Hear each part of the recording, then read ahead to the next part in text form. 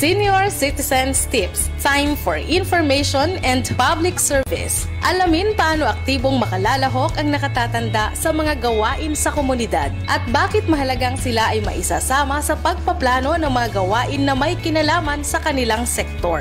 Pakinggan natin ang mga karanasan, kwento, hinaing at kanilang opinyon sa iba't ibang polisiya at programa ng gobyerno para sa nakatatandang Pilipino. Makibahagi sa talakayan, makiisa sa pagpapalawak ng kaalaman at kamalayan ng bawat isa sa mga usapin tungkol sa nakatatanda. Senior Citizens Tips. Mapapanood tuwing Lunes sa ganap na 2:30 hanggang 4 ng hapon sa Facebook page ng Coalition of Services of the Elderly o COSE. Ang talakayan na ito ay inihahatid sa atin ng COSE sa pakikipagtulungan sa Miserior, isang German Catholic Bishops Organization for Development Cooperation. At ngayon, narito na ang bagong episode ng Senior Citizens Tips. Okay. Magandang hapon mga ka-seniors sa lahat ng sulok ng Pilipinas. Ngayong hapon ay napakahalaga ng ating topic dito sa episode 15 ng ating season 2024. Alam nyo, itong bagay na ito ay may kinalaman sa ating relasyon bilang mga seniors sa mga iba't ibang sektor na ating kahalubilo, lalong-lalo na yung mga nakababata sa atin, no? At ang topic natin ngayon ay yung tungkol sa intergenerational solidarity.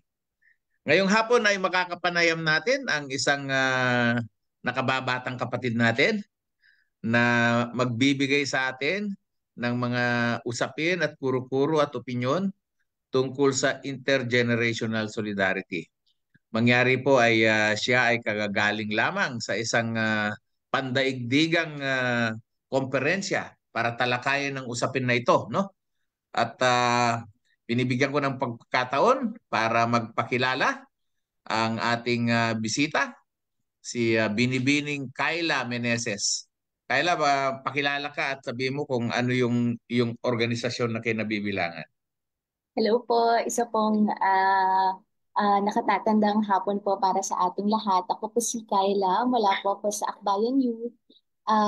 At masaya po ako na naging bahagi din po bilang representante po ng COSE o Coalition of Services of the Elderly po sa nagdaang conference po at intergenerational forum po sa Bali, Indonesia. Magandang hapon po muli sa lahat. Wow, sa Bali, Indonesia. Bucket list yun ng maraming tao. So Kayla, bago tayo magpatuloy, pwede bang kwentuhan mo ako, kami? Ano ba yung organisasyon na yung kinabibilangan at ano ang inyong inaadhika, lalong-lalo na yung youth sector ng grupo nyo? Yes po, mula po ko sa Akbayan Youth. Ang Akbayan Youth po ay youth wing po ng Akbayan Party. Ang partido po ni Senator Risa Hontiveros. Matagal na po, ang Akbayan Youth po ay nagpapalawak, nagpapalalim at nagpapanalo po ng mga kabataan po all over the Philippines. Tayo rin po ay nagkakampanya po ng napakaraming mga issue at mga struggles po ng ating mga kapwa kabataan sa lokal po ang nag-push para may panalo po ang SK Reform Law na kaisa-isahang batas po sa Pilipinas na may anti-dynasty provision. Tayo rin po ang nag-push para maipasa po ang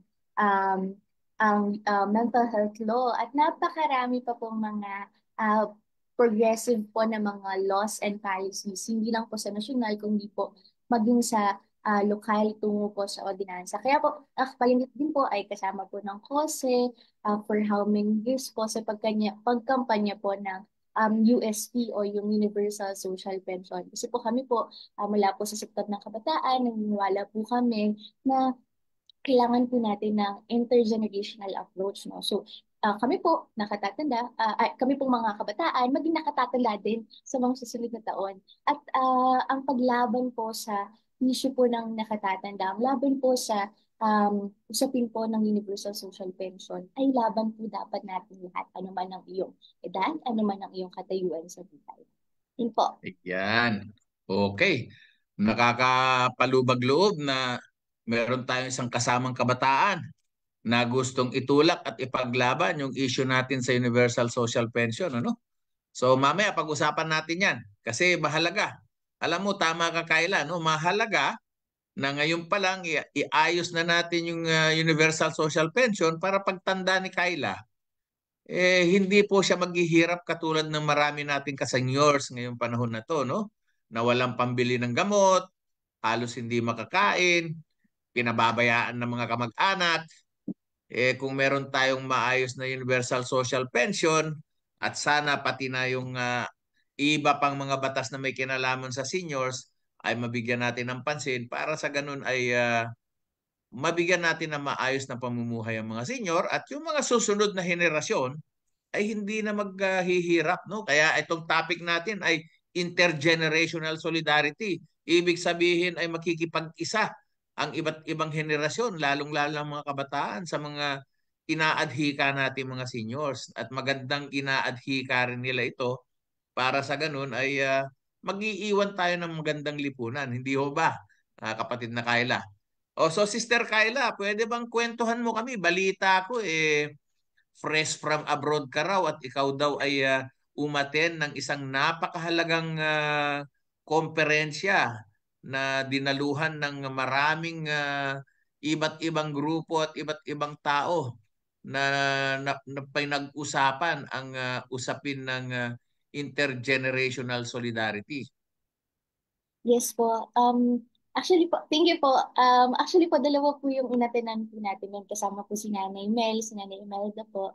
Yung una po ay organized by Health Age International and South Foundation. Kasama pa po yung iba pong koalisyon na kinakabilangan po ng POSE. Yun po, workshop po with other sister countries po dito po sa Asia Pacific. Yung pangalawa naman po ay yung Regional Conference on Population aging population naman po sa buong Asia Pacific. Yung una po dun sa workshop, actually po napakasaya po ng feeling na maging bahagi po ng workshop na yon at focus group discussion. Kasi po, I think ako po yung isa sa pinakabata na kabilang po doon sa espasyo na yon. At dami pong napag-usapan yung mga approaches, strategies din po ng ating yung mga kapartner din po ng FOSE sa iba't iba pong mga bansa on how they do po itong intergenerational solidarity. Tapos binahagi rin po yung resulta po ng nangyaring focus group discussion na ginawa din po ng FOSE sa Pilipinas at yung ginawa din po ng iba pong mga organizations all over the Asia Pacific. So, andun po yung Thailand, andun po yung Myanmar, andun po yung Nepal, at Cambodia, at marami pa pong mga countries. Yung pangalawa naman po, dun sa regional conference. Actually po, ang akala po talaga namin ni Ate Ems ay ano lang po, small lang na kapihan, parang sa small room lang po kami, side event lang po, like 50 people lang.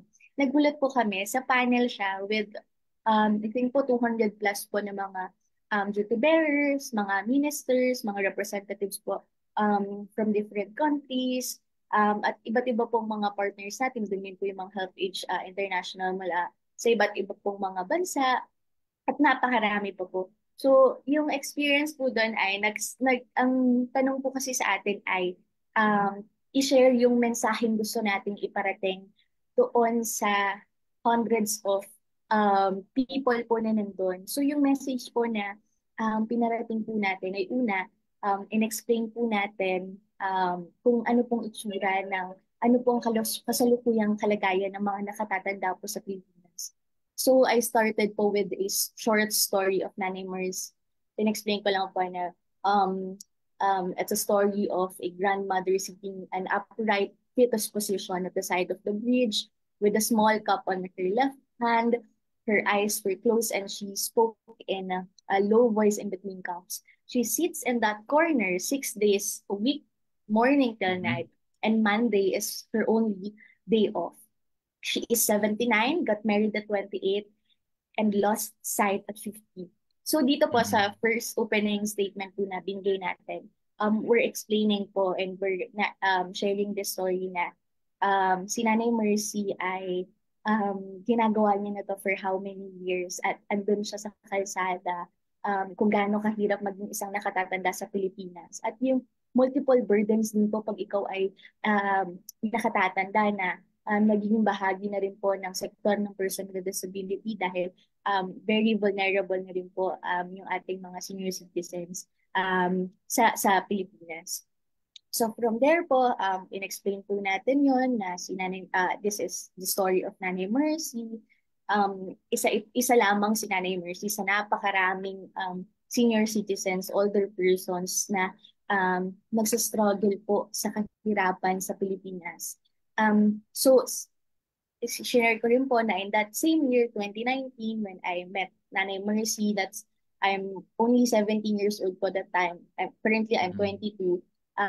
Doon po ako din nagsimulang maging bahagi at maging kapartner po ng KOSE.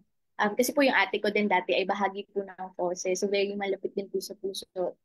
Yung issue po ng Universal Social Pension. Doon po nag-open up sa akin talaga na hindi lang to dapat kinakampanya ng mga nakatatanda. Hindi lang to nila issue.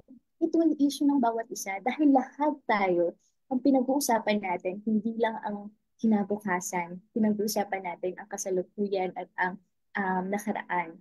So, from there po, I shared yung hope po na pinagsimulan way back 2019 and the hope na causes started decades before. At yun po yung pangarap, pag-asa na ang bawat isa po sa atin ay mamuhay ng isang dignified aging. So from there po, shinare ko po yung story po on how AY partnered with COSE before on USP. So yung sumasayaw po sa street, sa kalsada ng Dying Inside, naglalobby po sa different legislators, pagko-conduct po ng mga media conferences to further advance po yung campaign natin on Universal Social Pension. Because we believe po na ano talaga, dapat on these specific issues, dapat po merong intergenerational solidarity. So yun po, so mas yung share po natin ay story, mas personal experiences po natin throughout the years, at magbahagi din po tayo ng ilang mga action points moving forward, ano po yung gagawin natin pagbalik po ng Philippines. Yun po.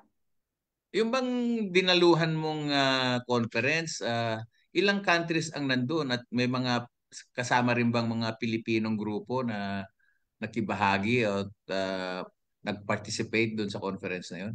Opo, hindi ko po alam yung exact number po ng mga countries po nandun. Pero I think po, majority of countries within Asia Pacific. So New Zealand po ay bahagi din nun, Argentina. Or Austria, ito po, to memorize. Pero yung buong Asia Pacific po ay andon. Meron din pong mula sa Pilipinas from DOH po and DSWD. Andun po si ASEC ng DSWD. Andun din po si representative po na mula po sa DOH. Yun. So, ito ay dinaluhan ng anong mga age group ng mga dumalo? Kasi sabi, intergenerational eh. So, from seniors, anong pinakamatanda, anong mga age range ng mga nandun na meron ba silang iba't ibang grupong nire-represent o paano ba? I think galing po sila sa kanilang mga organizations from their countries po. Kagaya po ng KOSE ng Pilipinas. Pero kita din po yung intergenerational na pacts po. So meron pong young people, youth, meron din pong tawag middle age, and then meron din po tayong older persons. So yung youth po kasi sa international ay hanggang 40 years old. So yung iba po doon kahit 40 na sila or 30. Ibig sabihin pwede pa ako doon? Pwede pa ha, pwede Hindi, joke. Opo. So sa Pilipinas pwede ba hanggang 30 lang? Pero yun po, kita naman po yung generational po na. Iba-iba kasi ang definition ng youth eh, bawat country. Yes yung po. iba nga, maski na bata ka pa, kung may asawa ka na, hindi ka na pwedeng maging youth eh. So anong mga naging conclusion doon sa inyong conference? Ano yung mga naging major findings dun sa mga didiscuss ninyong mga issues? Yes po. Isa po kasi sa pinaka-problema ay parang ano po yung mga kinakaharap natin na barriers po for intergenerational solidarity. Napakarami po, di ba? On how we Mm. communicate, the culture, the um, at napakarami pa po. So parang yung shinare po natin doon ay ano po yung bagong mukha on pagko-communicate ng what or pagde-define kung ano po ba talaga ang meaning ng intergenerational. So po madalas Mhm. diba pag sinasabi pong intergenerational, we have the likes of younger, middle, and older ones. Mm. Pero tungo po dun sa workshop at yung experiences po natin, dun po sa nangyaring conference, na-realize po natin na kailangan po talaga natin mag-create ng bagong way of communication that can Mhm. actually, that will transcend through different generations. A society that doesn't see me as a young person o kayo po Mm. bilang older persons or si Atik lang as middle-aged person, but to see us as a whole person, bilang isa pong tao, as human beings that can actually create hopes and impacts for our own communities. Um, Mhm. at to see everyone bilang tao, napakahalaga po nun dahil tungo po dito sa lente na ito, we can actually change how society looks at older persons. Hindi na lang po older persons that contributed from the past, di ba? Kasi po yung madalas Mhm. sinasabi, parang, pag tanong po tungkol sa appreciation sa nakakatanda, ang madalas sinasabi ay, oo, sobrang na-appreciate namin ang nakatatanda kasi malaking ginawa niyan para sa ating bansa. Lagi pong past ang pinag-uusapan, laging nakaraan. Pero Iyan.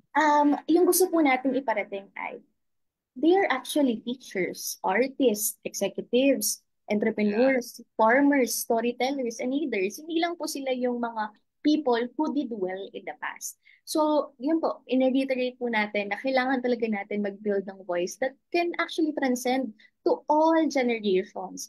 At Yan. tungo po doon, malaki din yung challenge for older people. Madalas po, di ba, sinasabi po sa aming mga nakababata na um, sa inyo na, ipapasa na namin yung torch sa inyo. Pero yung gusto Mm. po natin iparating na mensahe, lalo na po kung nanonood po kayong lahat ngayon, ay please po, don't pass the torch to us because we believe that we can Yes. actually hold it together. We can Mm. actually hold it together to And we build are still useful. The senior citizens are still useful. exactly po. We And they can are capable. And they have a lot of expertise and experience and skills that can still be harnessed for yes, national development.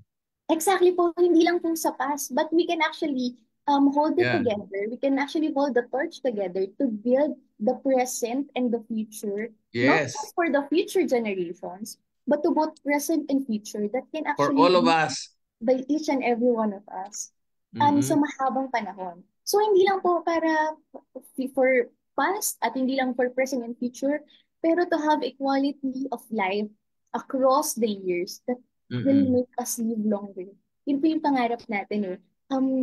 Y- tayo po ay pamuhay ng matagal na kaya nating madaanan, masasaksihan Mm-mm. natin yung iba't ibang generations. Wherein Mm-mm. the likes of Nanay Mercy will be given a chance to live a life that is equitable, just, and inclusive. So yun po yung pinaka, ano talaga, mensahe pong pinarating natin doon sa hundreds of people po na nandun mula po sa iba't ibang bansa po sa Asia Pacific. Wow. Alam mo, nakaka-inspire itong mga kinikwento mo kasi yan nga ang isang pinaglalaban namin, kaya kami nag-oorganisa ng mga samahan ng mga senior citizens, ay para talagang isulong yung original na objective ng batas kung bakit naglabas ng Senior Citizens Law. Alam mo, itong problema natin ngayon ay nalihis ang pagtanaw ng maraming tao, no? Lalong-lalo na mga politiko sa usapin ng senior citizen na para bagang puro ayuda na lang ang nalalaman, no? Na ang mga senior citizen ay mga beneficiary ng social welfare. Kaya tuwan-tuwa ako nung nagkaroon ng sariling batas ang senior citizen at nagtayo ng sariling ahensya para sa mga seniors. Kasi itong DSWD, sa loob ng 32 taon ay walang totoong ginawa para sa aming mga seniors. No? At walang maliwanag na programa yung sinasabi ng batas na magkaroon ng mga mekanismo, ng mga plataforma para ang mga senior citizen ay magagamit pa ang kanilang mga kaalaman, karanasan, kagalingan para makapag-contribute pa sa pag-develop ng lipunan. Hanggang ngayon wala pa yun, sister. Alam mo ba? So baka in my lifetime hindi pa mailalabas yun. Baka sa panahon mo mailabas natin. So sana nga ay itong sinasabi mong intergenerational solidarity ay magkaroon ng mas marami pang pag-uusap para maintindihan ng bawat isa, ng bawat henerasyon kung ano yung pagkakaugnay-ugnay natin. Dahil alam mo, yung mga pagkukulang at pagkakamali ng aming henerasyon, hindi pa naman huli para itama natin ito habang may mga nabubuhay pa, hindi ba? Agree po ako, no? Isa din pong binahagi natin doon ay, kasi tinanong po tayo, ano po yung nakakamit natin, previous course. So, binahagi Mhm. din po natin na marami rin pong mga nakatatanda ngayon. Kahit na nasa frontline po at organized na laban para po may paset Mhm. of iba't ibang social protection at kampanya po, marami din po nawawala na po ng pag-asa na may mangyayari pa pong pagbabago, Mhm. na pwede pa po silang mamuhay na makakain ng 3 beses sa isang araw, hindi isipin ang dialysis, ang pampagamot, Mhm. makatulog ng maayos na gabi kasi may maayos na higaan, magkaroon po ng tahanan na matatawag na tahanan, Mhm. espasyo na tahanan at magkaroon po ng, kumbaga alam niyo po yun, parang magkaroon po ng mahaba, healthy life na napakahaba. Hindi lang Mhm. po, di ba, kasi may taning po yung mga, madalas po, di ba, sabi po nila, 80 years lang yung maximum po ng isang Pilipino dito po sa Pilipinas. Pero Oo. yung ganun pong pag-asa na mangyayari pa siya, yun po yung nawawala. Um, at yun po yung ngayon na current na nangyayari. Kaya tingin po natin, kailangan talaga po ng intergenerational solidarity. Kung saan gagawa po tayo ng pag-asa. Kasi kung wala pong pag-asa, ako po naniniwala, kung wala pong pag-asa, ginagawa po siya. Hindi po natin siya hinihintay.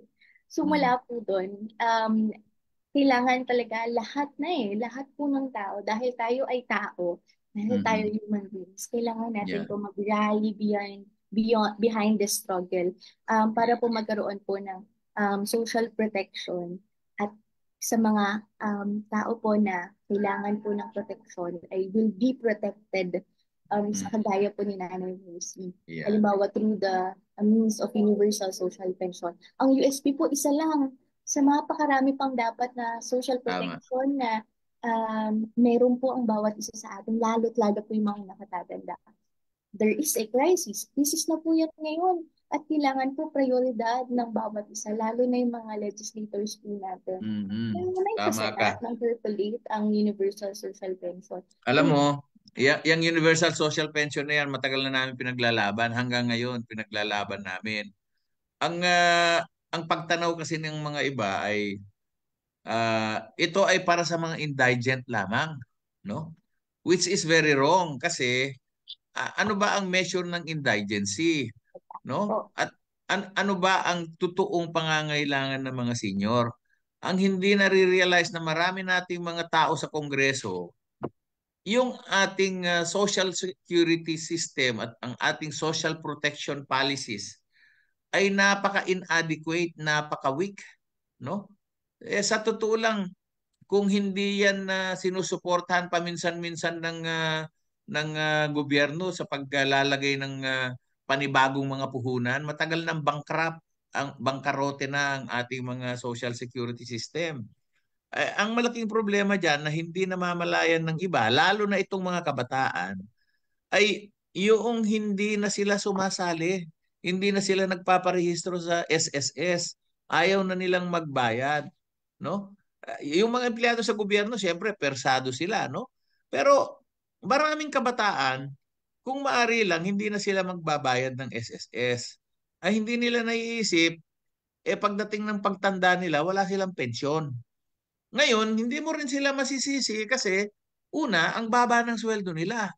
Yung take-home pay nila ay hindi sapat para buhayin yung pamilya nila, no? And then yung mga iba, ang daming kabataan ang unemployed, no? Napakataas ng youth unemployment natin.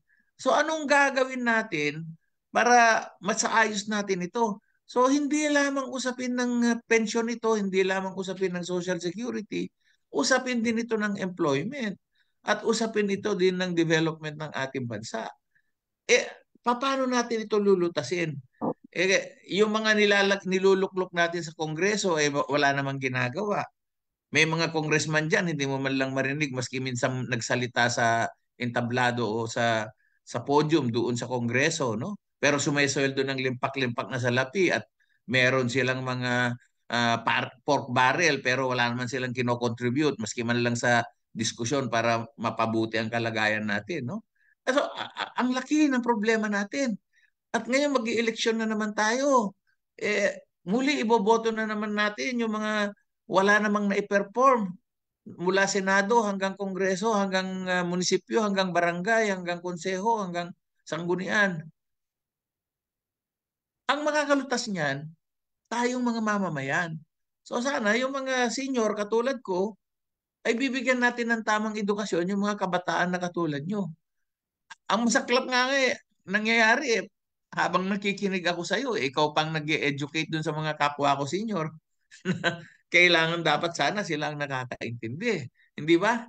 So yun yung masaklap. Kaya lalong-lalong kailangan yung sinasabi mong intergenerational solidarity para yung grupo nyong mga kabataan na nag-iisip ng para sa kabutihan ng kinabukasan at saka mga grupo naming mga nakatatanda na nag-iisip na meron pa kaming last hurrah na pwede pa kaming makatulong sa pagbabago, kailangan tayong magkaisa at pagsalubungin natin at lamunin natin yung mga dagsa-dagsang tinatawag nilang bobotante para bigyan natin ng tamang edukasyon.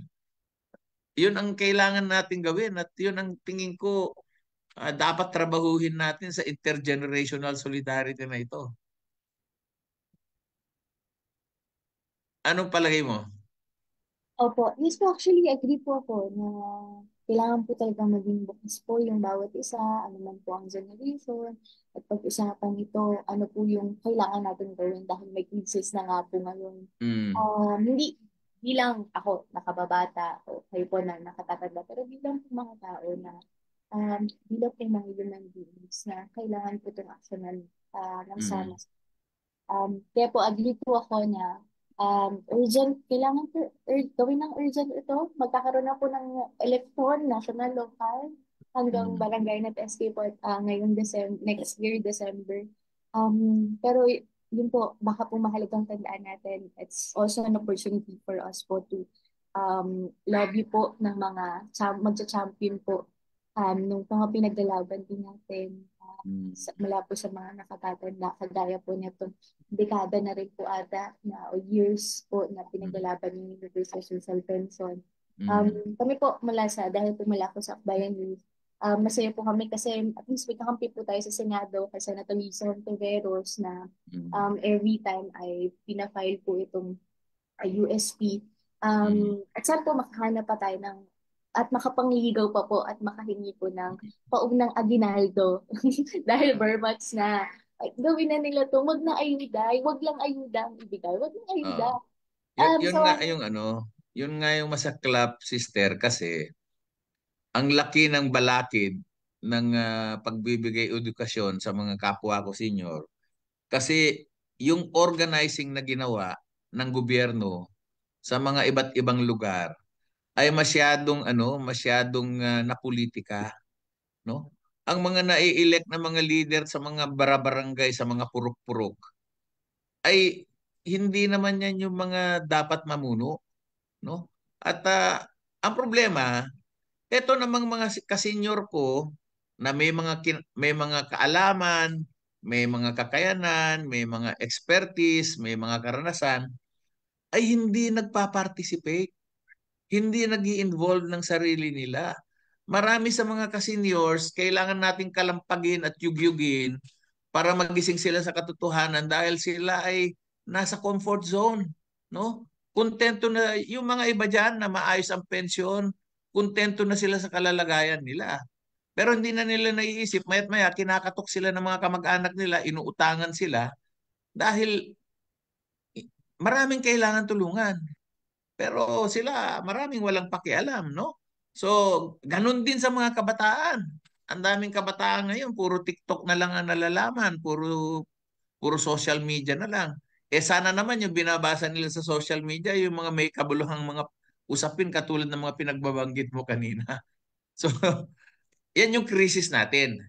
Ngayon, ang tanong ko sa iyo, doon sa pag-uusap ninyo sa Bali, ano ba mga estratehiya, ano ba yung mga plataforma, ano ba yung mga programa, ano ba yung mga mekanismo na pwede nating gawin o magamit para itong gap na meron tayo between youth and seniors, lalong-lalo na yung mga concerned citizens na katulad mo, eh tayo magkatagpo-tagpo at tayo magkaroon ng ng sama-samang pagkilos. Ano ba mga natutunan mo ron? Opo. Una po, kailangan po, tama po kayo din sa awareness building. Kailangan po mga lampat ng mga natutulog po mula sa iba't ibang generations patungkol po sa usapin na ito. Pangalawa po ay tayo po ay tungo po dun sa awareness building. Nabanggit niyo po yung TikTok, yung mga social media. Baka po maging strength din siya. Nagamit po Mm. natin espasyo para ibahagi po ano po ba talaga yung totoong nangyayari ngayon sa Pilipinas, bakit may crisis tayo ngayon, at bakit kailangan ng mabilisang aksyon para po maipasa ang universal social pension o iba pa pong mga kampanya para sa ating mga nakatatanda. Kasi po marami na rin po talagang nakatatanda ngayon. Ako, grabe po gumamit ng social media. Naalala ko po, Oo. last campaign ko po, tumakbo po kasi akong SK chair sa barangay namin. Ang share ko po, ang nagko-comment po sa akin, yung mga nanay at ano ko po, mga nanay, lolo at lola po sa barangay. So, grabe na rin po gumamit Maganda ng. 'yan, maganda 'yan kung ang content ay maayos.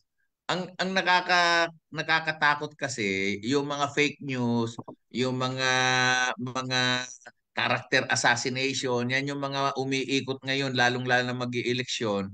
So ngayon, ang isa siguro magandang gawin yung mga kabataan katulad mo na magaling sa social media ay makipagtulungan sa mga senior na hindi masyadong marunong dun sa technicalities ng pag-produce, no?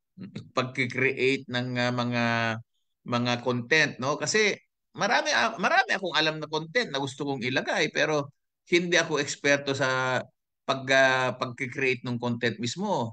So baka kailangan ay mag-develop tayo ng mga linkages, no?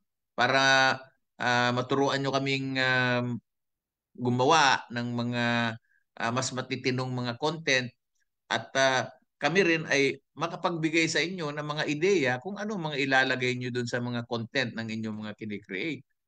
Isa yan sa mga nakikita kong pwede natin gawin. Social media, of course, in the positive way.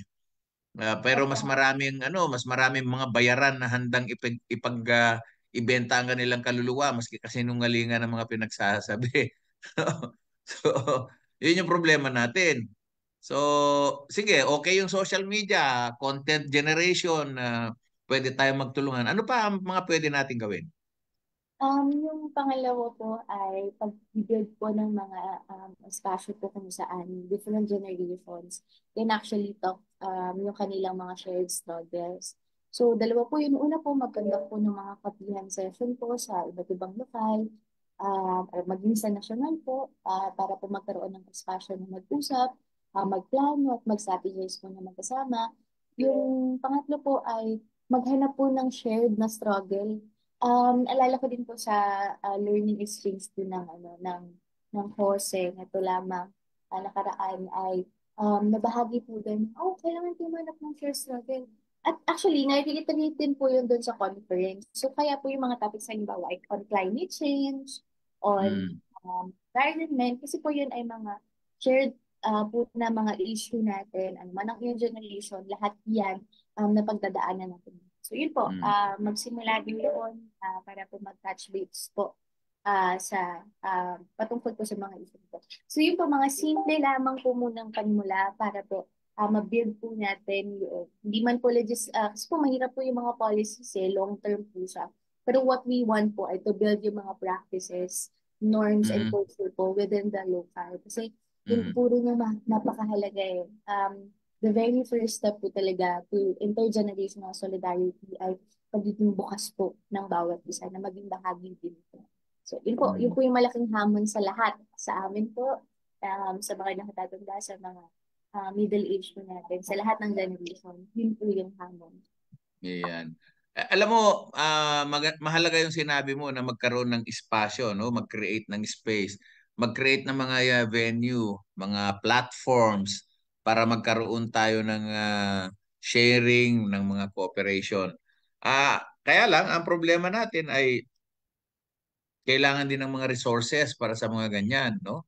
At kailangan din ng venue talaga. Paano nyo ba ginagawa yan? Itong KOSE, meron ba silang strategy na ginagawa na nagkakaroon ng pagkakataong magkatagpo yung mga kabataan at saka yung mga nakatatanda upang talakayin yung mga common issues na mahalaga para sa ating lahat katulad ng usapin ng climate change? Tingin ko po patungo na doon. Actually po, tingin ko po ang KOSE ay, hindi po ako galing sa KOSE, hindi po ako staff. Pero tingin ko po ang KOSE ay for how many years and decades ay meron naman na pong ina-apply po ang intergenerational na strategy po sa lahat po ng mga activities, projects. Mhm. Pero po siguro yung wala din po dun sa learning session po natin, tahan pa workshop afterwards. Um, Maganda po na naging klaro po, mas naging klaro po dun sa buong team po ng po. So yun, tingin ko po baka po gagawa po ata sila ng, ayoko po pangunahan kasi hindi po ako part ng positive. Pero mukhang dun po sa mga sharing ay gagawa po ata ng mga activities or integrate po doon sa ilang pong mga current activities na po per project yun, intergenerational. So, bukod sa KOSE, meron pa bang mga ibang mga NGO na alam ka na pwedeng malapitan na makatulong sa atin? Um, Ako po, parang wala. Mukhang kose lang po, yung sa akin po, think po kose lang ata po yung NGO for elderly people po sa Pilipinas. Wala po Aha. po awareness sa iba pa pong NGO sa meron ngayon. But definitely, we can strategize naman po na paano rin po pagtutulungan yung ito pong kampanya na ito. At mag-resource mobilization po tayo lahat, magsama-sama, magtulungan po para maisimulan na po yung mga activities po, strategies na gusto po natin gawin magkakasama. Mhm. Sa hanay naman ng mga corporate world, may mga corporate sponsors ka ba na naririnig o nalalaman na merong pagpapahalaga o may interes sa usapin ng seniors at saka mga bata na pwede nating matap para magkaroon tayo ng marami pang sources and opportunities na magkaroon ng interaction ng iba't ibang henerasyon. Um, Definitely po meron naman po. Mahalaga lang pong ma-strategize at ma-build po natin ano po yung kwento na gusto natin ibahagi sa kanila para po mahikaya po natin sila mag-donate. Kaya po, yung sasuggest ko po kanina ay baka po magkaroon ng ResMob o Resource Mobilization Meeting, na magkakasama po tayo. Yung isa pa pong Mhm. alternative na pwede po natin gawin ay yung local ResMob. So, kasi po yung kapihan, hindi naman po siya like large na bonggang kapihan. Pwede po, ano nga may mag-donate lang ng kape, magdadala ng termos, tapos magbibili Mhm. ng pandesal. Okay na po yun. Basta may space po talaga sa community at maging practice po siya ng bawat isa. Mhm. So, pagtulungan po, mula po sa national hanggang lokal po. Okay. Um doon sa pulong na dinaluhan mo, ano-ano mga international agencies, mga development agencies, mga ODA agencies na pwedeng na nagpakita ron at mga pwede nating malapitan? Alam ko po ang KOSE ay pati na po at kilala po yung mga partners po doon sa event. So definitely po KOSE will touch base, connect, and build po yung um, pagpasa po ng mga um, pag-lobby po ng mga kampanya po na pwede natin gawin sa Pilipinas. So, andun po, hindi ko po memorize lahat pero ano po ang HelpAge International, may South Foundation po doon. Andun din po yung UNFP, at napakarami pa po iba. So, definitely may low-hanging fruits po doon na I think and I believe po na ang kose po ay, actually, parang artista po ang kose doon. Para pong artista si Ate Ems kasi talagang hinahanap po siya ng mga Ay, tao. mukhang artista talaga yan si Ate Ems. Hindi, Hinahanap po siya ng mga tao doon. Kilalang kilala ah, po yung poses sa international body. So, malaki din mm, po yung opportunity. yeah. Okay. Ngayon, dito sa atin, may mga idea ka ba kung paano ba tayo mag-promote ng um, mga activity o joint activity na may intergenerational component? Halimbawa, sa inyo sa Akbayan, meron ba kayong ganyan? May mga plataforma ba kayong existing na pwedeng gayahin o pwedeng sakyan o pwedeng samahan o salihan? Sabi po kasi sa Akbayan at sa Akbayan News, ano naman po siya, part po siya ng internal democracy. So talagang we make sure po na while we, kasi po yung part po namin, while we want to go younger, go local, go young, yung gusto din po natin ay may intergenerational po na approach. So, yung mga veterans po talaga natin, mga nakatanda talaga po, kasama pa rin po natin hanggang ngayon. I think pinakamatagal po si Kaeta Rosales, kung kilala niyo po, Mm. Chair, Woman Emeritus po namin Dati na siyang si HR chair. dati din pong congresswoman po ng Mm-mm. Akbayan Party, the very Mm. first from the 1988 party-list election. So si Kaeta, kasama pa rin po namin talaga sa lahat po ng decision-making body po na meron sa party. So yung Mm. ganun pong klaseng internal democracy, we practice that po Mm. sa party. Pero on the other side po, sa mga activities, ganun din po. So kapag po mag-mobilize kami ng mga participants, make sure po na intergenerate, hindi lang po may gender quota, pero intergenerational din po yung participants po natin. So definitely po yung mga activities po, pwede naman po yung samahan at pag-usapan po.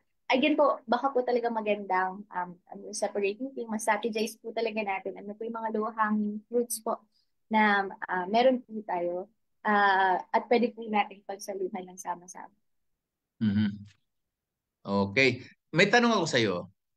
Alam mo, yung itong usapin ng intergenerational issue, ang isang magandang tingnan natin dito ay halimbawa ay sa bahay. Gusto kitang tanungin, paano mo ito pinopromote sa iyong sariling pamamahay, sa iyong pamilya at mga kamag-anak? Anong ginagawa mo para ma-engage mo sila at maintindihan at ma-appreciate nila itong intergenerational concern at saka yung mga common issues na dapat natin pagtulungan?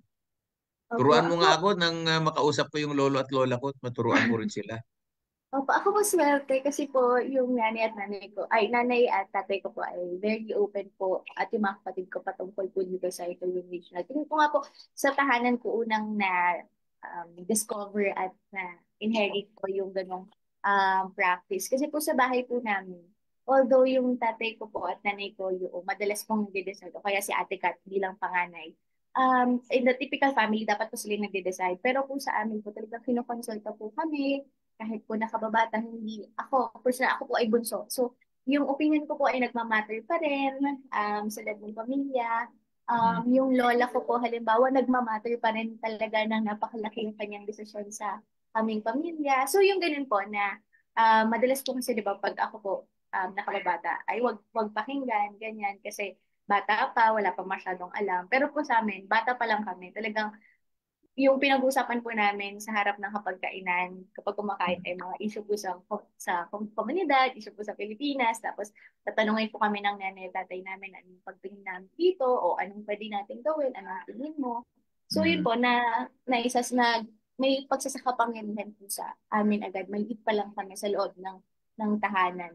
So yun po. So yung ngayon po yung ginagawa ko dahil naipasa po sa akin Ganun din po yung ginagawa ko sa lola ko, kila mama at papa, Mm. sa mga kapatid ko. So, kinukonsulta ko din po sila. Kumbaga, na-pass on po nila yung practice sa amin. Kino-continue din po namin yung practice doon sa loob ng tahanan. Na Mm. lumabas na rin po, na-apply ko po sa trabaho ko, na-apply ko po sa eskwelahan, na-apply ko po sa organisasyon na kinabibilangan ko. Yun po. Mm. Eh sa mga kamag-anak mo? Opo, ganun din po, yung pamilya ko po, sila na, lola, yung lola ko po, wala na po kasi akong lolo. Yung lola ko po kasi ay nasa Cavite. Mm. So, sa Cavite, yung mga kamag-anak ko po nasa Cavite, Zambales, at ilang pong bahagi ng norte. So, hindi po kami magkakasama. Pero pag halimbawa po, magde-decide po kung saan ang reunion, Reunion. kasi reunion po kami lagi nagkikita. At saka Christmas party po tuwing Pasko. Doon po, madalas po, di ba, dapat mga nakababata yung nagpaplano, nagde-decide. Pero doon po, ano talaga, oh, nice, saan mo gusto mag-party, saan mo gusto mag-reunion. Talaga pong lahat kinoconsult po talaga. Tapos lahat po may boses, iba't ibang generation po may boses at bahagi po ng decision making doon po sa loob ng pamilya. So, kahit Mm. reunion lang po yung pinag-uusapan at anong handa sa Pasko, mahalaga po yun na may intergenerational solidarity po sa loob ng ating mga tahanan. Yan. Alam mo mahalaga yan kasi dapat sisimulan natin sa bahay, no? Pero madaling sabihin pero pag minsan ay mahirap gawin, no? At Totoo po. kung minsan kasi ay malaki ang issue ng leadership diyan eh.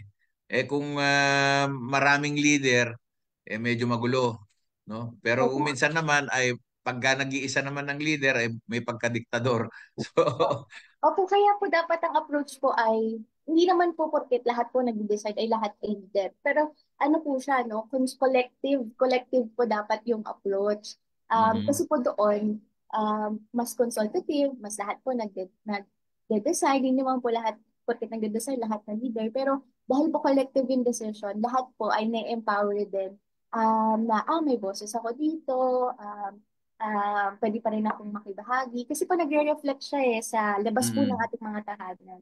So, mahirap, pero kailangan po talaga natin basahin yung mga um, nakasanayan, tradisyon na meron po tayo na ginagawa natin sa loob ng ating mga tahanan. Dahil malaki po talaga yung impact niya paglabas natin sa Lazada, sa espasyo po ng legislative sa Kongreso. Nagre-reflect yan sa kung anong current status po natin sa Pilipinas. Nagre-reflect po yun. Yun po. Mm. Ayun. Alam mo, itong pinag-uusapan natin ay napaka-challenging at marami kasi tayong problema eh. At ang isa sa pinakamalaking problema na nakikita ko ay karamihan ng mga Pilipino, maski isa man lang organisasyon, wala silang kinasasalihan. They don't belong to any organization. Ang organization lang nila yung punduhan sa kapitbahay. Kung minsan nga ay wala pa. Ano kaya ang pwede nating gawin para magkaroon ng engagement ang karamihan ng Pilipino na mapasama sa mga organisasyon. Kasi sa loob ng organisasyon ito magkakaroon ng hugis at pagkakataong maisakatuparan. Ito ang isang challenge na nakikita ko eh. Ang hirap i-organize. Sa iyong karanasan, paano ka ba nag-o-organize ng mga kapwa mo kabataan at saan-saan ka ba nag-o-organize at paano mo ba sila iniengganyo na sumama sa mga samahan? Hello po. Mm-mm. Ayan. Okay. Naku, agree po ako sa inyo na okay po, mulat tayo, pero ang kapangyarihan po ay nanggagaling sa mas maraming tao. Dahil po, pag mas nagsama-sama po tayo, mas powerful po tayo because number is power. So, dun po ako nagsisimula. Pag nag-organize sa young people po ay talaga pong na-identify ano po yung shared na struggle, ano po yung issue na malapit sa puso namin na pwede po namin pagsaluhan ng sama-sama at pagtulungan para baguhin ang aming komunidad o eskwelahan. So, nag-organize po ako sa komunidad, community organizer po talaga ako, pero nag-organize din po tayo sa loob ng eskwelahan at sa iba pang mga espasyo po na meron po at andun yung mga kabataan. So yun po, Mm. ma talaga po yung strategy po talaga ay hanapin ano po ang heartbreaks nila, ano po ang Mm. isyung malapit sa puso nila. Kasi from there po, yung pag-asa po na meron sila, we can build that on para po ma-realize din nila. Halimbawa po, ang usapin po ng demokrasya o karapatang pantao, yun po mga usapin na yun, hindi talaga po madalas pinag-uusapan, tahanan, kahit po kaming mga kabataan. Pero paano po namin mapapag-realize sa kanila na ay kung usapin ng demokrasya at usapin ng karapatang pantao ay kasing halaga ng iyong buhay, kasing halaga na makakain ka ng 3 beses sa isang araw. So yun po, napakahalaga po na malapit din sa sikmura kung paano po natin ini-explain at paano tayo nagbabahagi ng kwento. Ako po mas ganun eh. Kesa po, gusto ko po ng data, gusto ko po ng baselines, foundation, pero pag naghihikayat po, mas nahalaga po talagang may kwento, may puso, at may narrative po tayong gustong ibahagi po dun sa ini-encourage, iniinganyo po natin na maging bahagi po ng ating organisasyon. At tama po si Tatay Floro, dapat po talaga organized po tayo. Bahagi po tayo ng mga organisasyon. At isa lang din pong malaking hamon, hindi lang maging basta organized at maging bahagi ng organisasyon. Pero yung organisasyon po ay magamit po natin para po ma-advance yung mga kampanya po natin. Mm. Lalo na po ng mga nakatatanda. Halimbawa na po ang Universal Social Pension at napakarami pa po social protections at issue po kinakaharap po ng mga nakatatanda. Yeah.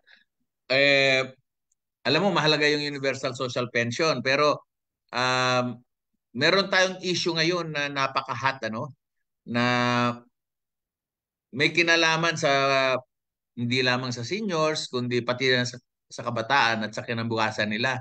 Itong usapin ng universal healthcare at saka itong kabulastugang nangyayari sa PhilHealth.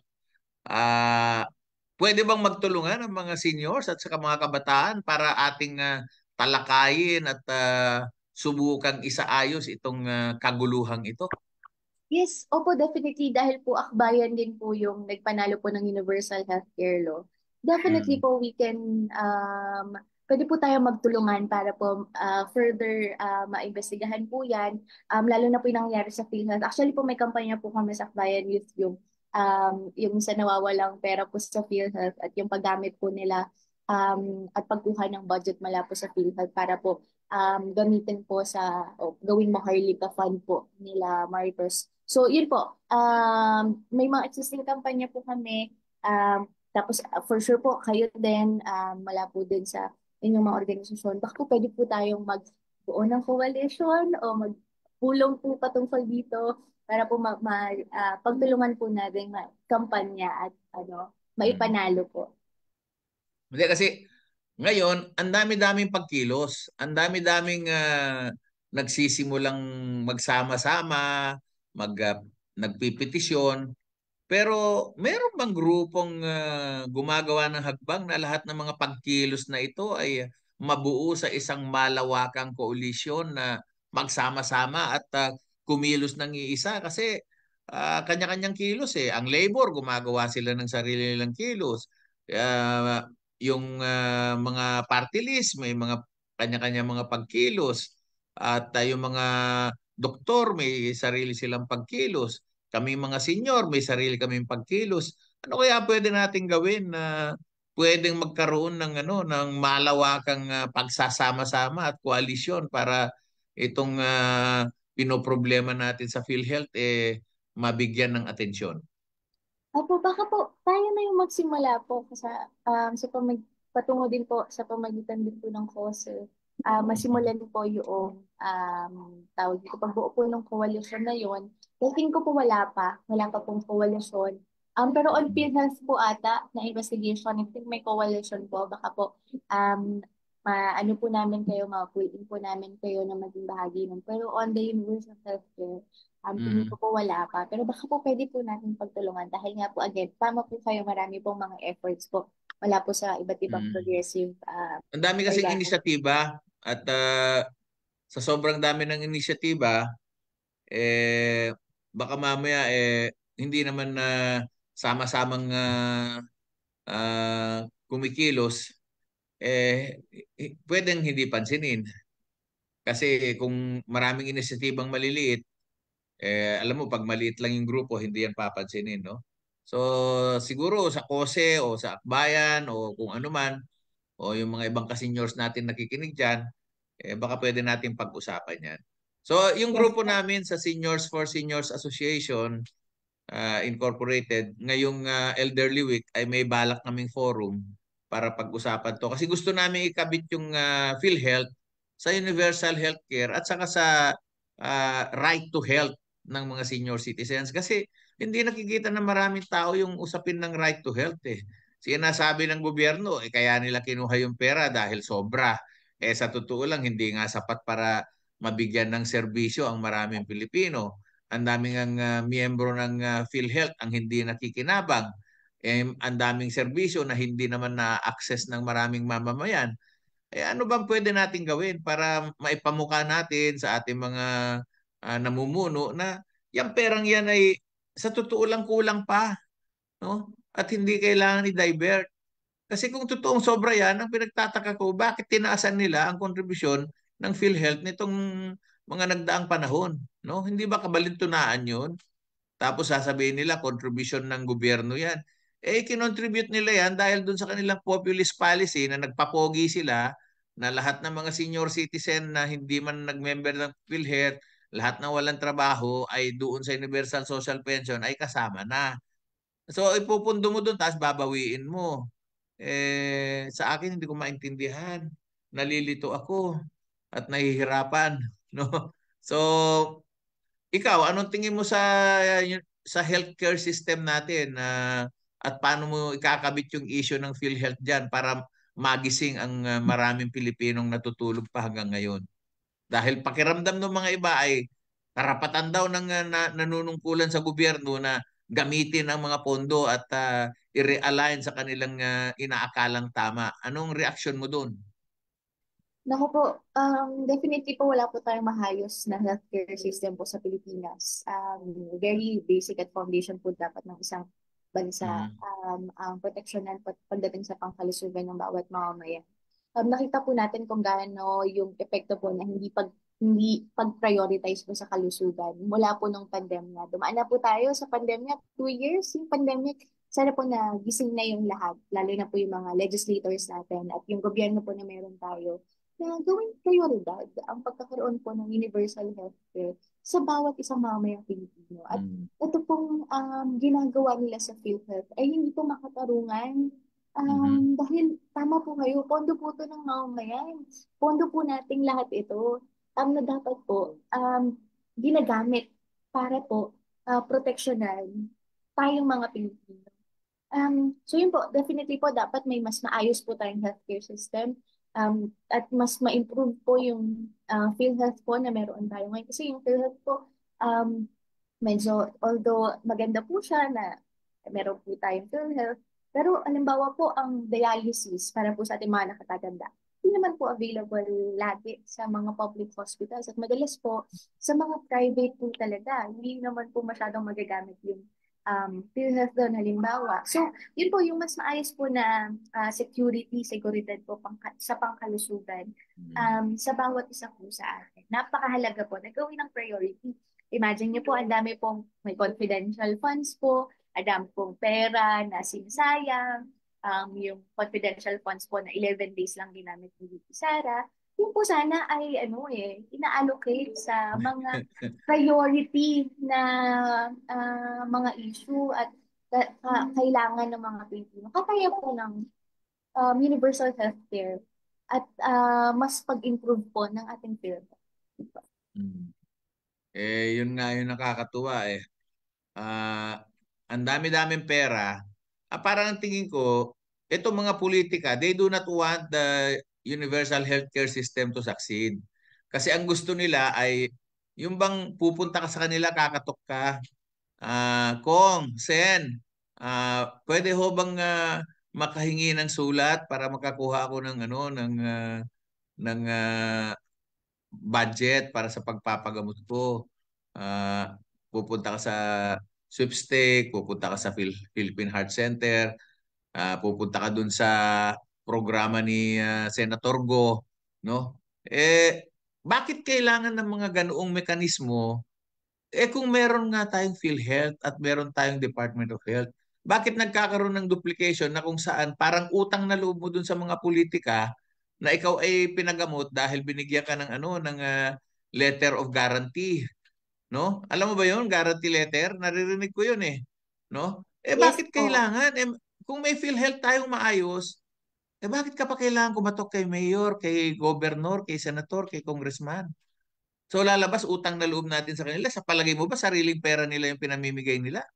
Yung pinamumudmud nila? Bakit natin utang na loob yun?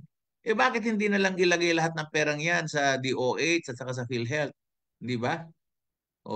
Ikaw ba sang-ayon ka dun sa pagkagastusan? Saan daw ba ilalagay yung pera ng PhilHealth na kinuha? Saan daw dadalhin? Alam mo ba kung saan? Yung isa po ay Maharlika Fund na Mhm. iniimbestigahan din po natin. At yung Maharlika Fund po kasi wala ding malinaw saan po gagamitin.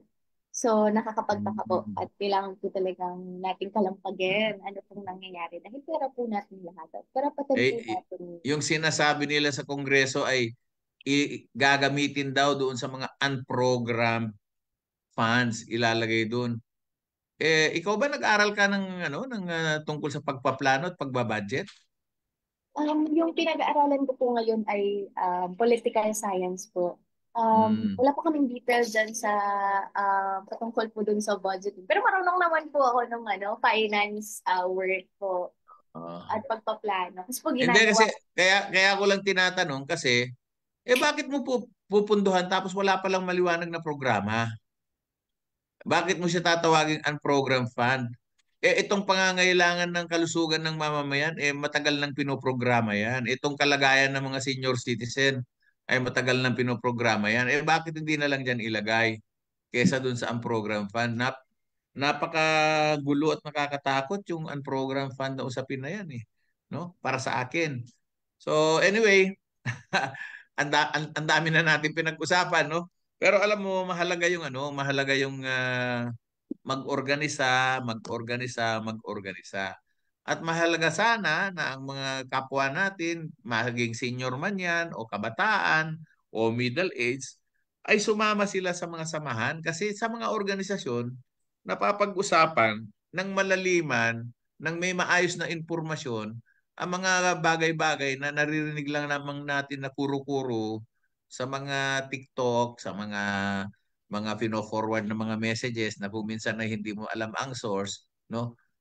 Dito sa Pilipinas, ang dami ng mga authority eh. Ang dami ng mga scientists, ang dami ng mga analyst, ang dami na naging economist, no? Natutuwa ako pag nakakabasa ako ng akala mo ang lalim-lalim ng pinag-uusapan ginagawang napakasimple na para bagang baliwala lamang, no?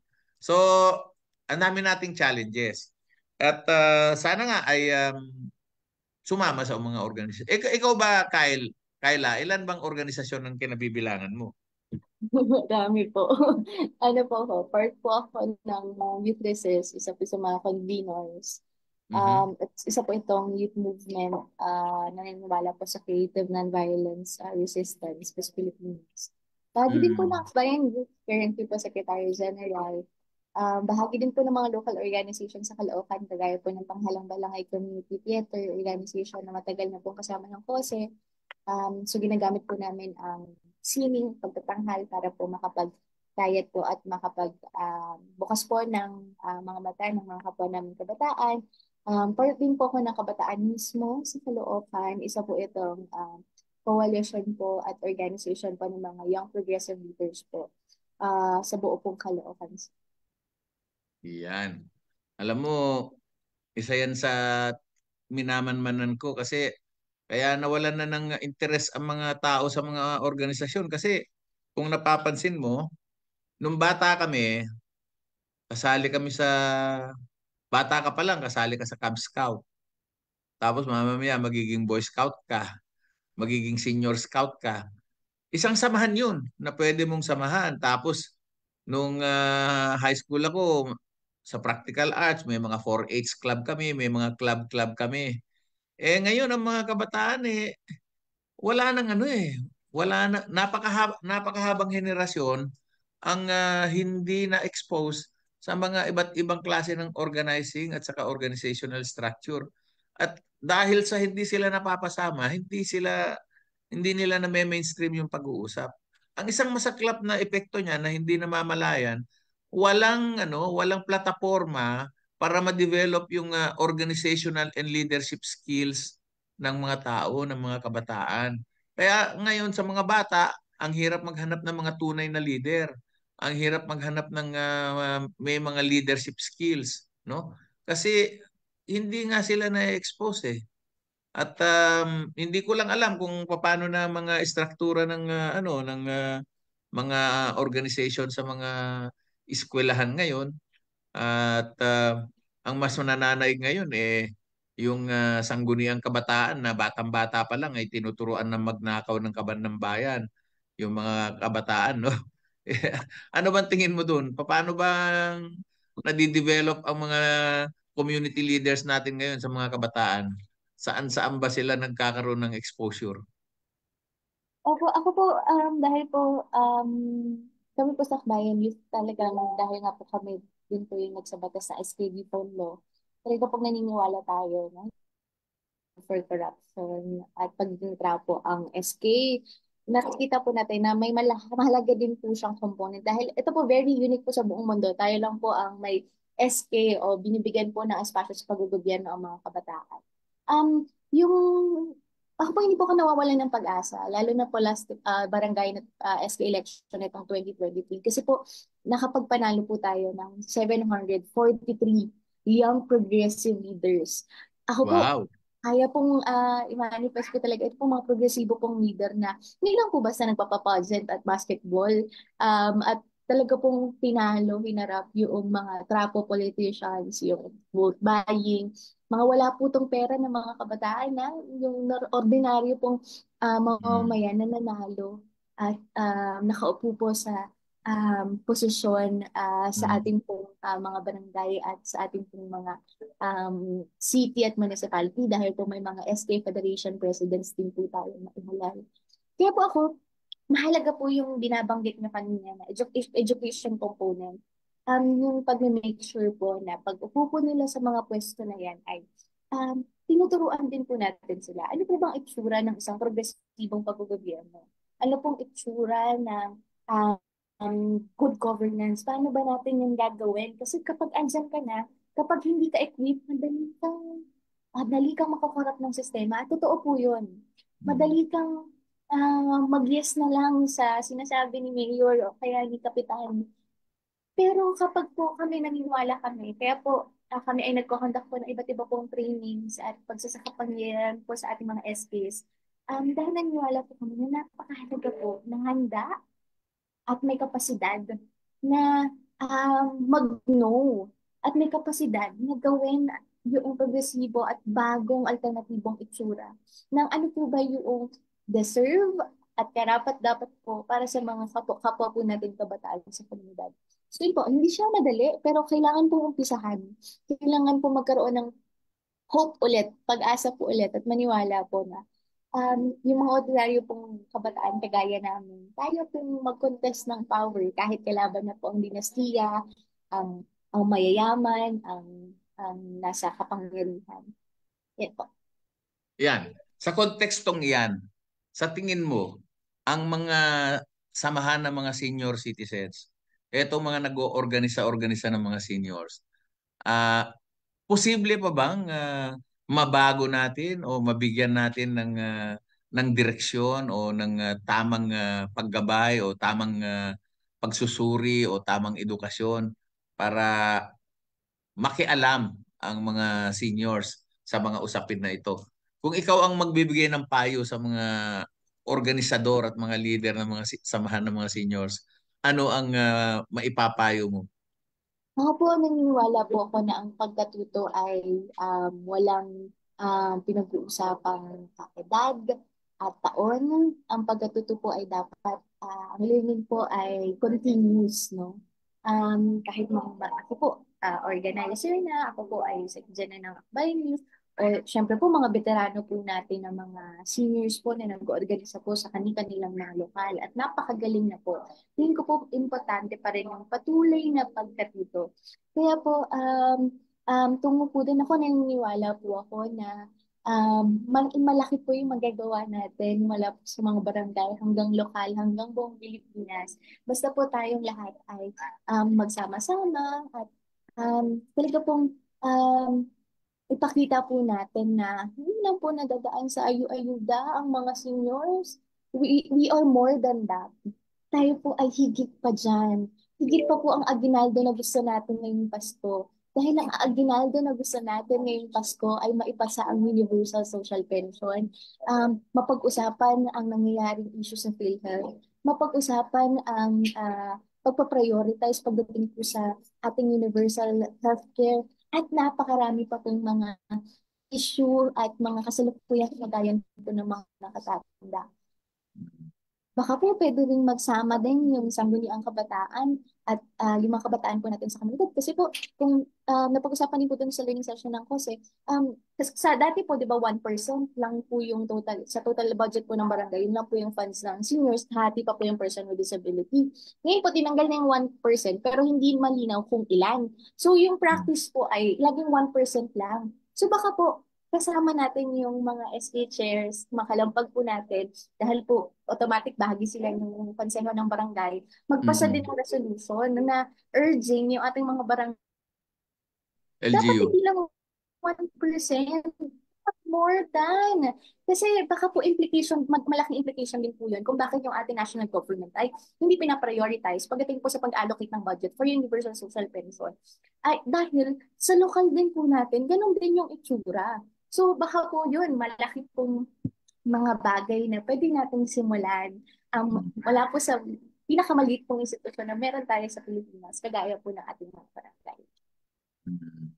Yun, sana nga ang pinapangarap ko nga sana maimpluwensyahan natin yung mga samahan ng mga seniors at pati na rin mga samahan ng mga kabataan sa barangay level kasi diyan karamihan ang pag-oorganisa ay puro inisyatiba ng mga politika at ang nangyayari ay puro point man, no? Walang demokrasya. Kung sinong tinuro ni Bossing na maging leader, siya ang nagiging leader maski hindi naman marunong mag-lead, no? Basta bigyan lang ng perang ipamumudmud at mamimigay ng ayuda, pwede nang gawing leader. Basta loyal ka lang, no?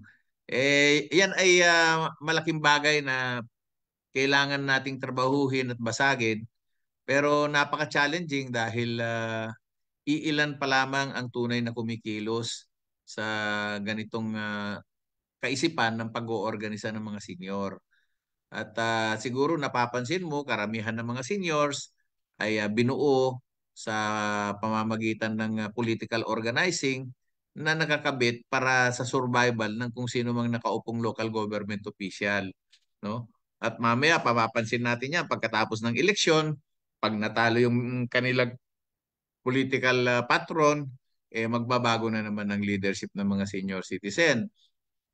Ako'y medyo bago pa lang ako kasi sa grupo ng senior citizen at yan ang inaadhika ko sa aking mga kapwa ka-seniors na mag-organisa tayo ayon sa ating interes, ayon sa ating mga pangangailangan, ayon sa ating mga sariling pag-iisip bilang mga senior. At hindi tayo nag-oorganisa para isatisfy ang kagustuhan ni kapitan o ni mayor at hindi tayo nag-oorganisa para siguraduhing manalo siya sa susunod na eleksyon. Yun ho ang nagiging problema natin at alam mo bang marami kaming nakakadiskusyon at nakakaaway sa usapin na yan kasi matindi talaga ang pangangailangan ng ating mga kababayan. So, mahabang pangunawa rin ang kailangan at saka mas malalimang estratehiya ang kailangan nating isagawa para mabago yung pananaw ng maraming senior citizen. Alam mo, sa karanasan namin, maniwala ka, maski nakatira sa mga mamahaling subdivision yung mga iba, nakakabit pa rin sila sa mga politika at naghahabol pa rin sila ng mga ayuda as if hindi nila kayang bumili nung pinamumudmud ni Kapitan o ni Mayor. no? So, yan ang isang masaklap na kalalagayan natin, no? At ako nagpapasalamat at may mga kabataan katulad mo na nagkakaisip kaagad sa maagang panahon na kailangan talagang harapin itong mga ito at kailangan nating magtutulungan, no? Sana magkaroon ng mas malawakang pagkilos at mas maraming oportunidad na makabuo tayo ng platapormang magkakaroon ng pagsasama-sama sa pag-uusap, no? Ang tanong ko sa iyo, ang Agbayan ba ay may seniors group? Yes po, actually po, ito pong huling kongreso, meron na pong resolution na magkakaroon po ng sector ng mga senior citizens po sa Partidong Akbaya. Ganun ba? O di magandang balita 'yan. Opo, Sabi mo happy po sabi mo talaga. dun sa inyong chairman na aking kaibigan, alam ko 60 years old na rin siya eh.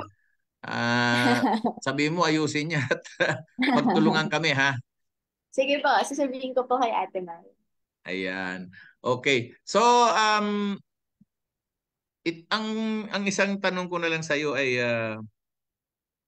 ano ang mga iba pang mga hamon na nakikita mong hinaharap natin, no? Ikaw bilang kabataan at kami bilang mga seniors at sa ating lipunan, ano ang mga hinaharap nating mga hamon sa usapin ng pag-oorganisa at pagmumulat sa hanay ng mga kabataan at ng mga seniors? Ako medyo mahirap po yung tanong kasi parang na-share ko na po lahat yung ano, yung barrier. Feeling ko po didiinan ko pa rin po yung yung pagiging bukas.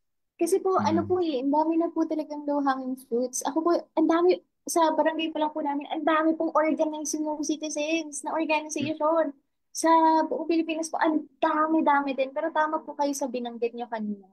Mukhang kailangan po natin maging bukas doon sa hamon na hindi lang basta isang organisasyon yung mabuo, kung hindi organisasyon, para marally behind po natin yung mga pinaglalaban din po ng ating mga nakatatanda. Bumalik po dun sa core kung bakit po in the first place, bumuo tayo ng organisasyon. Bumubuo po tayo ng organisasyon para makakuha ng kapangyarihan. Bakit kailangan po natin ng kapangyarihan? Kasi yung kapangyarihan po yung magpapanalo po dun sa mga nilalaban, matagal na po at dekada ng nilalaban ng mga nakatatanda. So baka po yun po yung hamon sa atin. Pinakamalaking hamon. Hindi lang po sa nakatatanda, sa mga kabataan din, sa mga middle age din, sa lahat po ng generation ngayon, hamon po sa atin na tanungin po yung ating mga sarili, bakit ba kami gumawa ng organisasyon? Bakit ba kami andito? Bakit dahil ba sa ayuda? Kasi may patupad si Mayor? O dahil ba may 500 kami every Christmas? Pero bakit tayo andito at bahagi ng organisasyon? Ito po yun yung mahalagang balikan ng bawat isa. Magnilay po yung bawat isa, lalo na paparating na naman po yun. Napakaraming eleksyon po na mangyayari sa bansa natin. So napakahalaga pong bumalik sa ano po yung sinimulan natin, ano po yung core natin bilang bahagi ng mga organisasyon na yun. Muli po, yan ay dahil gusto natin ng pagbabago at gusto natin kumilos ng sama-sama para sa kapangyarihan na magpapanalo ng mga issue at mga struggles na meron po tayo. Yun po, yun po yung greatest challenge sa atin. Yeah. Bawat isa at buong organisasyon. Pero meron pa tayong konting oras, no? Isa sa mga una mong binanggit kanina doon sa pandaigdigang komperensyang dinaluhan mo, ang isa sa mga una nilang pinag-usapan ay ilatag kung ano yung kalalagayan ng mga senior citizen at saka ng mga kabataan. Ano ba ang litrato ng kalalagayan ng mga senior citizen sa Pilipinas doon sa pinalabas na resulta ng mga pag-uusap? Kitang-kita po doon na marami po, halimbawa po pagdating po sa kalagayan ng mga seniors po natin, marami po ay nasa below the poverty line pa. Hindi lang po nasa poverty line but below the poverty line. Marami din po sa mga nakatatanda natin, hindi po nabibigyan ng pagkakataong makapagtrabaho ulit. wala pong mga job opening po para sa mga nakatatanda. Um, na malaki po, dapat yung, I mean, dapat po, wala sa edad ang ang kasanayan, di ba po? Mm. At yung malaki din pong kasi kung napag-usapan din doon ay um, marami din po sa mga nakatatanda natin nasa informal sector po. Ibig sabihin po, wala po ng SSS, wala po ng GSIS. So para po sa social protection, ang inaasahan lang po talaga nila ay yung pension po na magagaling sa gobyerno. Pero ang nakakalungkot po, ang usapin ng pension sa Pilipinas, hindi naman po nabibigyan ng lahat. Napaka-outdated din po ng definition. Ano po ang poverty? Sino po ang mahirap? Ano po ang itsura ng mahirap sa Pilipinas? So yung ganun po, kailangan protektahan na hindi ko na po protektahan. So marami din po nakakalungkot na estado po ng mga uh,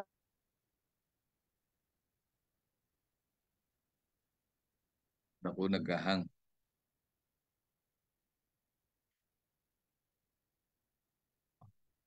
Naging unstable na yata yung ating yung ating internet.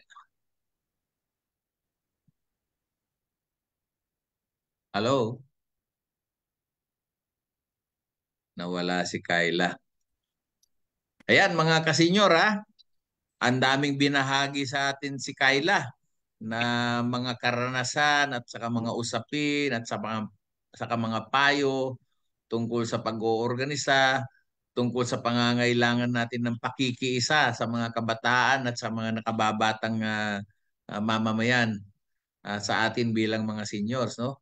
At tingin ko uh, yung mga leksyon at mga uh, obserbasyon at saka mga issue na binahagi sa atin ni Kyla, sana yung mga nakarinig sa atin ngayong hapon ay ating namnamin at magmumuni-muni tayo, no? Ano ba ang kailangan natin buuin bilang mga senior citizens organizations? Ano ba ang objective natin, no? Ano ba ang gusto nating marating, no? Alam mo, Kyla, naku, nawala si Kyla. Ito ang isa sa pinakamalaking hamon ay una ang pag-oorganisa at pangalawa ay yung pag-oorganisa ng tama at paghahanap ng ano ba ang kahalagahan ng ating samahan at ano ba ang esensya ng ating binubuong mga samahan, no? So um, sa mga darating na linggo ay marami na namang programa at marami na namang mga forum ang naka-schedule dahil alam mo Kayla sa unang linggo ng buwan ng Oktubre ay Elderly Filipino Week, no? At marami mga forum, no? Yung aming samahan ay naka-schedule rin kami magkaroon ng forum ngayong October para pag-usapan nga yung usapin ng PhilHealth at saka yung universal healthcare at saka yung usapin ng the right to health, no? At itong the right to health na to ay hindi lamang para sa mga seniors kundi para sa mga kabataan din, no? At ang isang hindi nabibigyan ng maayos na pagtanaw ay nalilimutan ng mga ibang ahensya ng gobyerno na ang mga senior citizens, karamihan sa amin ay persons with disabilities din, no? Kasi pag umabot ka ng medyo medyo nakakatandang edad na, marami ng sakit ang lumalabas, no? So, mahalaga talaga itong usapin ng universal healthcare in addition to universal social pension.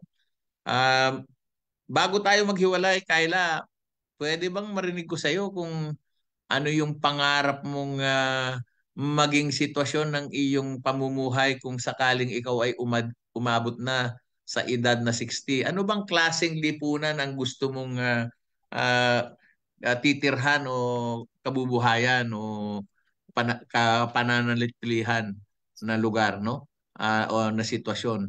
Kasi hindi pa huli para mangarap ang mga kapwa ko kasenyor kung ano yung magandang lipunan na gusto nating galawan. Ayan, Kyla, yung natatirang oras ay gusto kong marinig ang iyong pangarap at panaginip. Baka sakaling pwede pa akong mangarap at managinip mamaya. Ako po yung pangarap ko ay kagaya din po ng pangarap ng POSE, society po where everyone given a dignified aging. Kung saan po kapag po naging nakatatanda na ako, makakain po ako ng 3 beses sa isang araw. Meron po akong kumbaga makakatulog po ako ng maayos sa gabi, na hindi po iniisip ano yung panggamot ko o pang-dialysis ko, saan ko kukunin, o paano ako makasurvive kinabukasan. Pangarap ko din po kapag naging nakatatanda na ako, magkaroon po ako ng isang healthy na ang kalusugan kung saan po kaya kong mabuhay from different generations. Hindi lang po 80 years. Hindi lang po sana 80 years. Nakaraniwan po taning ng parang taning po sa ating mga Pilipino. Pangarap ko din po magkaroon ng isang tahanan o isang lugar na matatawag ko po bahay, matatawag ko pong tahanan na ligtas po ako at may espasyo po ako. Hindi lang sa loob ng tahanan, kundi po sa komunidad na magbahagi at maging parte hindi lang po na nakaraan, kung hindi na kasalukuyan at kinabukasan. Yun po. Wow! With that, gusto kong pasalamatan ang ating panuuhin ngayon. Napakagaling, napakatalino, napakalawak ng karanasan despite ng kanyang kabataan, no? Maraming salamat kapatid na Kayla sa pagbabahagi ng iyong mga natutunan sa konferensyang iyong dinaluhan tungkol sa um, intergenerational solidarity, no? So mga ka-seniors, kailangan talaga natin ay makipag-ugnayan sa lahat ng sektor at sa lahat ng henerasyon, lalong-lalo na sa kabataan, no? At alam mo Kayla, ako'y natutuwa dahil sa samahan na binubuo namin, nagugulat kami dahil may mga kabataang gustong sumama sa organisasyon namin, yung Seniors for Seniors Association. At ang sinasabi nila sa akin ay kaya daw sila sumasama ay hindi dahil para sa kanilang sarili, kung hindi dahil gusto nilang malaman kung ano ang karapatan at benepisyo at mga pribilehyo na dapat ay makuha ng kanilang mga magulang. Alam mo ba na ang isang nakakatuwang bagay ngayon ay maraming nag-a-apply daw ng trabaho ayon sa aking isang kaibigan na HR expert, na ang isa sa mga tinatanong ng mga kabataan ngayon ay sa aking social protection ba ay pwede ko bang ikabit o isama yung aking magulang, no? Eh pag naririnig ko yun, ako yan naliligayahan dahil ako ngayon ay beneficiaryo na rin ng aking mga anak at dinadamay na rin nila ako sa kanilang health card. Mahalaga ito, no? Dahil kailangan nating pagtulong-tulungan na mabago ang sistema natin at hindi namin mababago to bilang kami mga seniors lamang. Kailangan namin ng tulong ng mga kabataan dahil itong mga pagbabago na to ay hindi para sa amin lamang, no? At lalong-lalo na kailangan nating handa ang kinabukasan ng ating lipunan para sa mga henerasyon na susunod. Pero hindi nangangahulugan na kami lang ang magtatrabaho. Kayong mga kabataan ay may bahagi rin kayo dito. At may malaki rin kayong maitutulong. Halimbawa ay ang pagsali ninyo sa SSS. Dahil kung wala nang sumali sa SSS, mauubos na ang pera ng SSS. Wala nang pantustus doon sa mga pensyon, no? At sana ay makapag-develop tayo ng mas maayos na social protection system dito sa Pilipinas. Pero ang bago natin magawa yun, sana makapaglukluk tayo ng mga matitinong mga politiko at dahil nalalapit na naman ng eleksyon, sana yung mga organisadong taong katulad namin ni Kayla ay tumulong tayo sa pagmumulat at pagbibigay ng tamang pagsusuri sa lipunan at pagsusuri sa mga uri ng mga politiko para sa ganun ay magkaroon tayo ng pinapangarap ni Kayla na lipunan sa kanyang pagtanda. So Kayla, huling pananalita at pamamaalam bago natin isara ang programang ito. Ako po maraming salamat po sa pagbibigay ng oportunidad. Syempre po, special thanks po talaga sa FOSE sa pagtitiwala po ng maging representante po ng FOSE doon sa nangyaring pero po ng nakaraan ng linggo. At maraming maraming salamat din po sa lahat ng nanonood ngayon at nakikinig po sa amin, dalawa ni Tatay Floro. So, malaki-laki po yung hamon natin, pero sana po ay baunin natin. Hindi lang po matapos sa diskusyon na ito sa Zoom na pinapanood po ninyo, pero mabaon po natin sa kanya-kanyang komunidad at organisasyon na kinabibilangan po natin. Muli po maraming maraming salamat po. Ayan. Kayla, sa ngalan ng mga kapwa ko seniors na tagapakinig natin ngayon at sa mga susunod pang manunood sa replay ng episode natin, maraming maraming salamat sa pagbabahagi mo ng iyong karanasan, kaalaman at iyong passion, no? Lalong-lalo na sa usapin ng pag-oorganisa at pakikialam sa mga nangyayari sa ating kapaligiran. Sana dumami pa ang katulad mo at sana ay magkatagpo-tagpo tayo sa pagkilos para mabago ang kalalagayan ng ating lipunan. Muli, maraming salamat Kayla, maraming salamat Kose sa pagkakataon at sa platapormang ito. At sa lahat ng tagapakinig nood ng Senior Citizens Time for Information and Public Service, maraming maraming salamat sa inyo. Sana magkita-kita pa tayong muli ulit sa susunod na Lunes, alas 2:30 hanggang alas 4 ng hapon. Ito po si Kapuroy, ang inyong host for the day. Paumanhin po at si Nanay Salve ay masyadong abala ngayon dahil naghahanda po siya sa third quarter meeting ng National Anti-Poverty Commission Senior Citizens Sectoral Council. Ayan. So maraming salamat at mabuhay tayong lahat. May pag-asa pa po, sabi ni Sister Kyla. Mabuhay po tayong lahat.